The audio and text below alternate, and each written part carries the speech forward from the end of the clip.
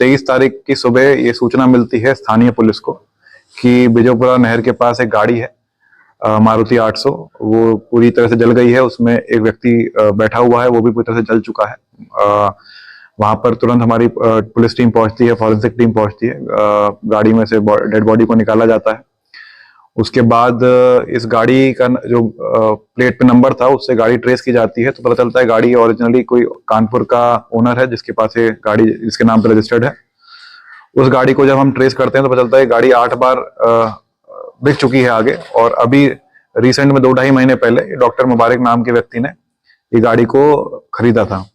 इसके बाद ये जब पूरी तफ्तीश चली रही होती है तभी एक सोनू नामक व्यक्ति है, उसके परिजन आते हैं। वो थाने पे सूचना देते हैं कि ये जो सोनू है, जो मूल रूप से यमुनानगर का रहने वाला था और अभी हबीबगढ़ में रह रहा था, उन्हें शक है जो अभी गाड़ी जली थी बिजोपुरा नहर के पास, उसमें जो डेड बॉडी है वो उसकी हो सकती है।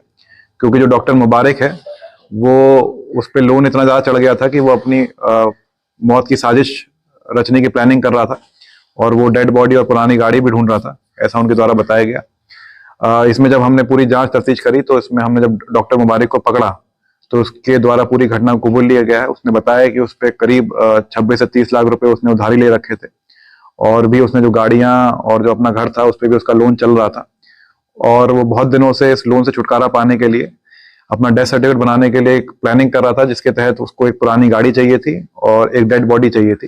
डेड बॉडी के लिए उसने काफी जब ऊपर संपर्क भी किया था कि कोई लावारिस लाश मिलती है तो उसको प्लानिंग के तहत उसको अपनी ही आइडेंटिटी दिखा के, उसको मरा हुआ दिखा के अपना डेथ सर्टिफिकेट बनवा लेगा, जिससे उसके सारे लोन और इंश्योरेंस क्लेम भी उसको मिल जाएगा।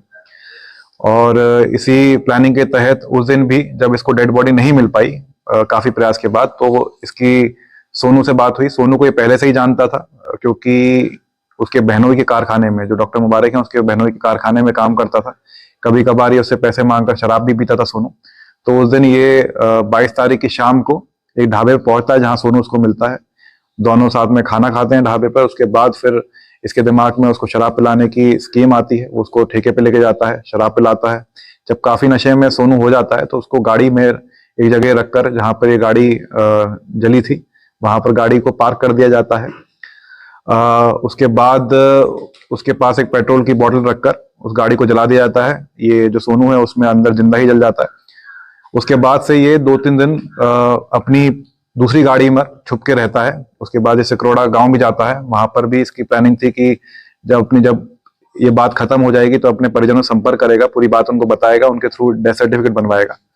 लेकिन ये वापस जब घटनास्थल कल आता है देखने, पुलिस के द्वारा गिरफ्तार इसको कर लिया गया था। पुलिस के गिरफ्तार करते ही इसने पूरी घटना भी कबूल ली है। जो सोनू का लॉकेट था जो उसके गले से मिला था वो भी इसके द्वारा बरामद कर लिया गया है। जो इसके कागजात थे सोनू से संबंधित या इसके लोगों के कागजात थे वो भी इससे बरामद कर लिए गए हैं। हमने सीसीटीवी फुटेज भी इसमें कलेक्ट करी है जिसमें दिख रहे हैं साथ में गाड़ी में जाते हुए, जिसमें ठेके पे शराब लेते हुए सोनू दिख रहा है। तो ये पूरी हमने जब साइंटिफिक एविडेंस पूरे इसमें कलेक्ट किए हैं तो पूरी स्टोरी इस तरह बनती है। ये इसको अब पकड़ लिया है, इसने अपना जुर्म इकबाल भी कर लिया। इसी घटना में एक हत्या के घटना में इसका मुकदमा पंजीकृत करके इसको आज जेल भेजा जा रहा है।